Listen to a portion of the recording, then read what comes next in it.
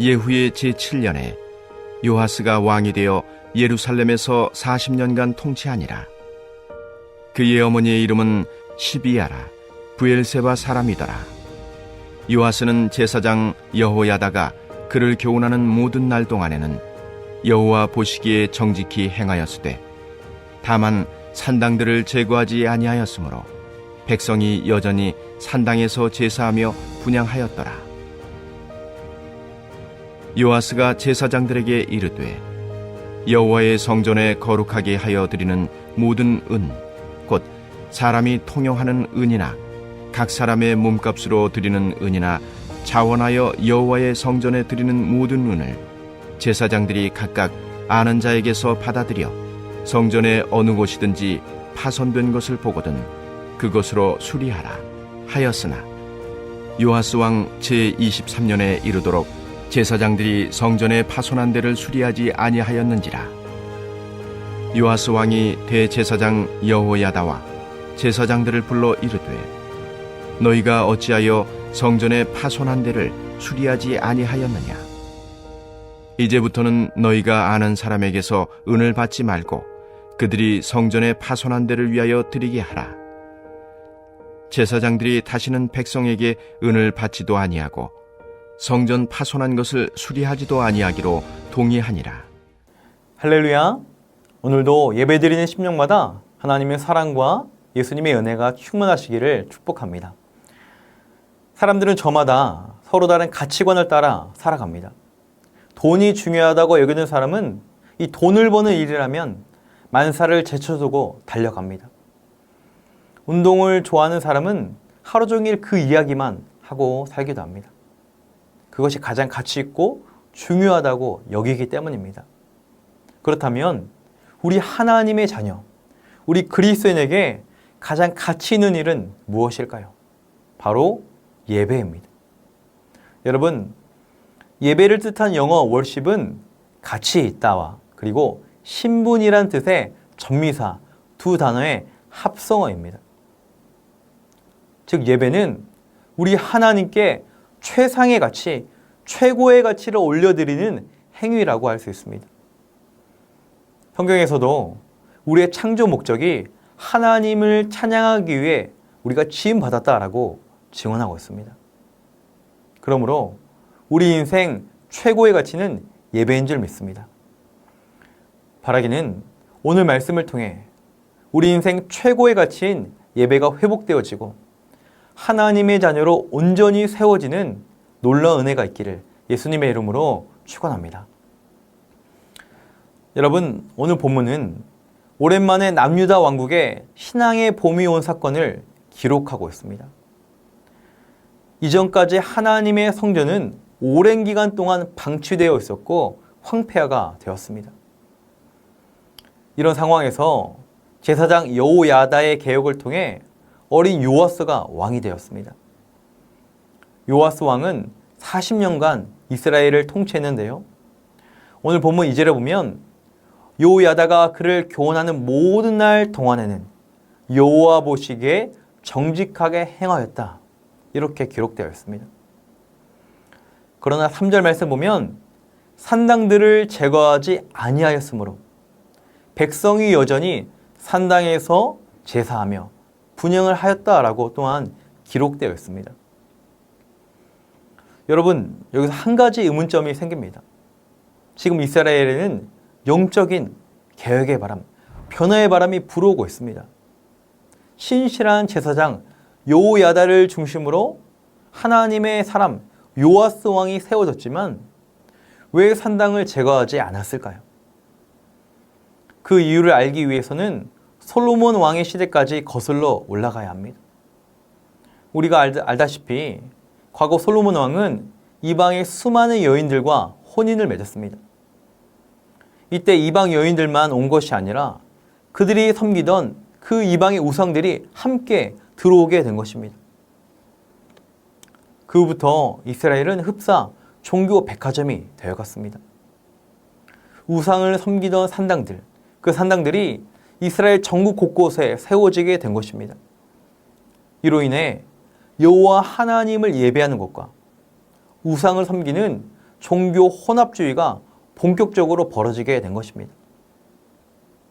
백성들은 여호와 하나님의 성전에서 예배하는 것이 중요하기보다 그저 어느 산당이든 종교 생활만 하면 된다는, 그러면 다 된다는 인식이 퍼지게 되었습니다. 여러분, 이런 역사가 100년이 넘게 지속이 되었습니다.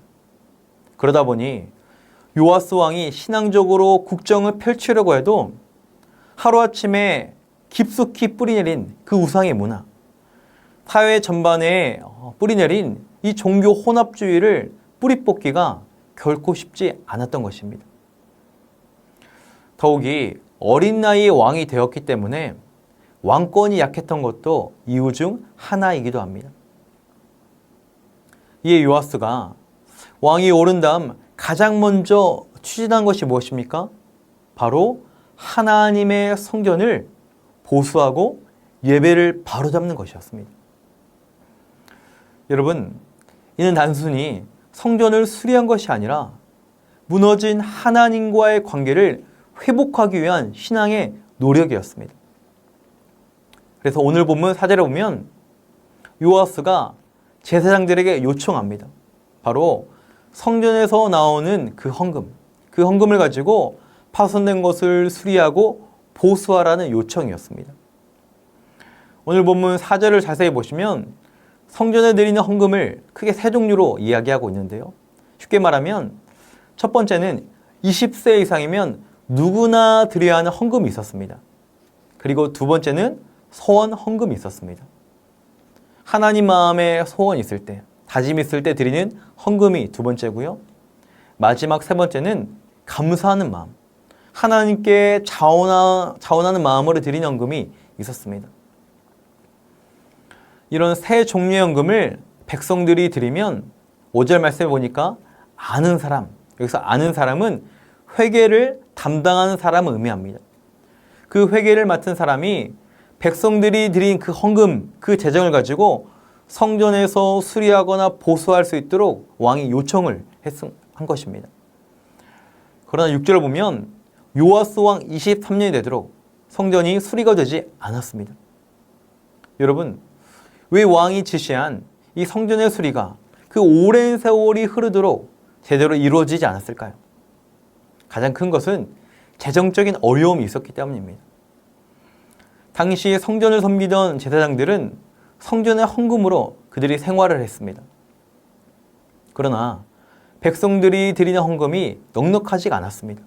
이로 인해 재정적인 여유가 없었던 거예요. 왜냐하면 오랜 세월 동안 성전이 황폐가 되어 있었고 백성들이 하나님에 대한 신앙이 아니라 바알 신앙에 익숙했기 때문에 성전을 운영할 만큼 헌금이 충분하지 못했던 것입니다. 또한 백성들이 드리는 이 세 종류의 헌금을 어떻게 사용해야 할지 구분도 되지 않았습니다. 예를 들어 이 헌금은 먼저 성전 수리 비용으로 사용하고, 이 헌금은 생활비로 사용하고, 또 이 헌금은 백성의 구제를 위해서 사용하고, 이런 식의 헌금 내역의 구분이 없었다라는 거예요. 이런 문제들로 백성들이 드리는 헌금은 먼저 제사장의 생활비에 사용이 되었습니다. 성전을 섬기는 제사장들도 당장 먹고 살아야 했기 때문에 헌금이 들어오면 생계 유지를 위해 생활비 명목으로 우선 사용했던 것입니다. 이런 현실적인 어려움으로 성전 수리가 이루어지지 않았던 것입니다.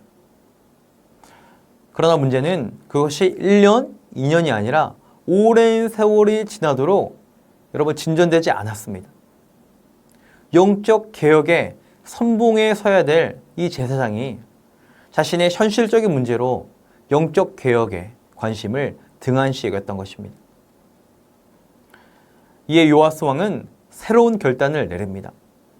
오늘 본문 7절과 8절에 보면 이제는 헌금을 드릴 때 처음부터 성전 보수 항목을 만들어서 드리도록 명령합니다. 그리고 기존처럼 담당 회계가 그 헌금을 받지 않고 성전을 수리하는 데 쓰도록 직접 넘기게 했습니다. 여기까지가 오늘 본문의 내용입니다. 사랑하는 안디옥 성도 여러분, 오늘 본문에서 우리가 주목해야 할 것은 왜 요아스는 왕이 되고 나서 성전 보수를 그의 개혁의 핵심 가치로 삼았을까요? 바로 성전의 회복, 예배의 회복이 가장 중요했기 때문입니다. 지금까지 이스라엘 백성들은 하나님에 대한 예배보다 그저 산당이든 어디든 종교 생활, 그 종교 생활만 하면 된다는 의식이 그들 가운데 자리 잡았습니다. 이에 요아스는 하나님의 백성의 핵심 가치인 예배 회복을 위해 하나님의 성전을 보수하도록 명한 것입니다. 마찬가지로 오늘 우리 신앙생활의 기본이자 핵심 가치는 무엇입니까? 바로 예배인 줄 믿습니다. 우리가 항상 우리 자신을 돌아보며 점검해야 하는 것은 우리 예배 생활의 모습이라는 거예요. 오늘 본문의 백성들처럼 종교 생활이 아닌 유일하신 하나님에 대한 진정한 예배가 우리 가운데 일어나야 합니다. 왜냐하면 예배는 우리의 창조의 목적이고 우리 인생의 최고의 가치이기 때문입니다.